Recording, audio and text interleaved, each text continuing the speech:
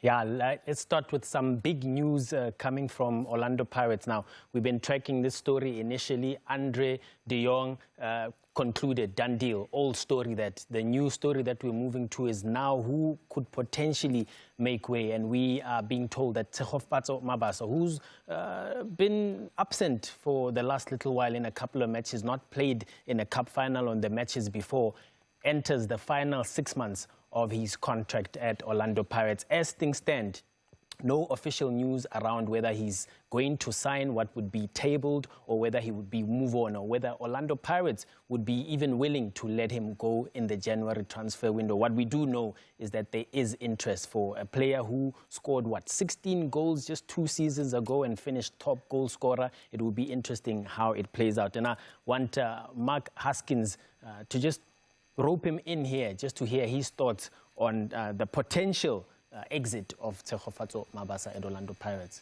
Well, that's what I alluded to a couple of weeks ago when we learned about the interest of Andre de Jong, and obviously Tshegofatso Mabasa would be one of those that you would imagine might wake his way out of the club this season.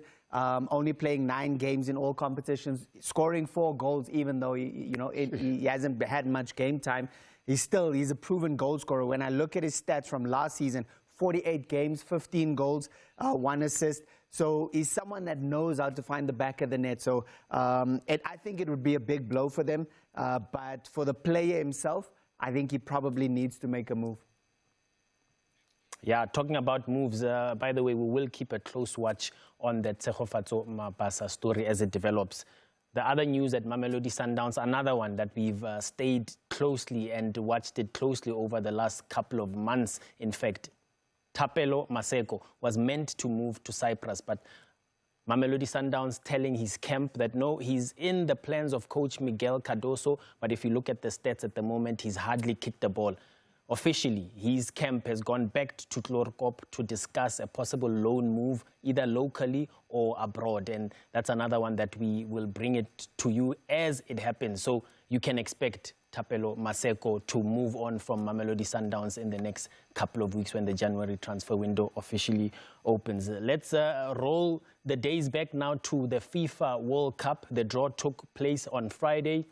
Bafana playing Mexico in the opening match, South Korea, and wait to see who in that FIFA playoff joins them in that group out in the Americas. Ronwen Williams reacting to facing Mexico, a draw that happened replicates 2010. Here's the skipper.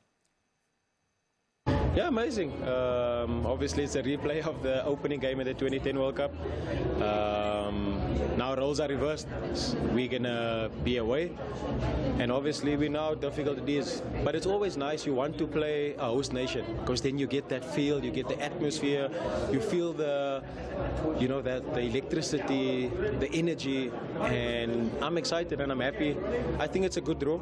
I think it's one that people shouldn't look at names, but just know that them being there is going to be tough, and we shouldn't start collecting points before we do the job. We need to have that mindset, but also believe that we can go out there and give a good account of ourselves. Now, the final story completely shook African football and the world at large to some degree.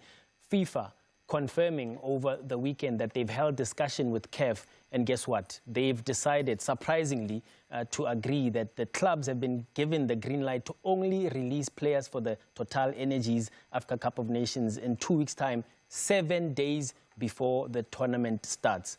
Unbelievable. 7 days before the tournament starts. I'm going to come back to Dr. Khumalo, but first here's Bafana assistant coach Helman Kelele saying, this is diabolical. I would say it's totally unfair and also unacceptable, because when you look at it, you're starting to make, like assumptions, saying that, FIFA, it really doesn't take African football too serious as they do with the Europeans, So you're starting to feel that you are more or less important than the other nations or the other leagues, But I believe that CAF will also need to make their point to FIFA, you know, because really it can't go on like this. Doc, some even saying this is disrespect to African football. This 7 days before the tournament kicks off. Mazola, to be precise, I think CAF, they should learn that they need to protect African football. We understand that the bulk of players come from Africa, but also we have our own tournament that they need to respect. And CAF also needs to be very wary in terms of when and how do they stage this tournament, because it contradicts the contracts of the players that are playing in Europe.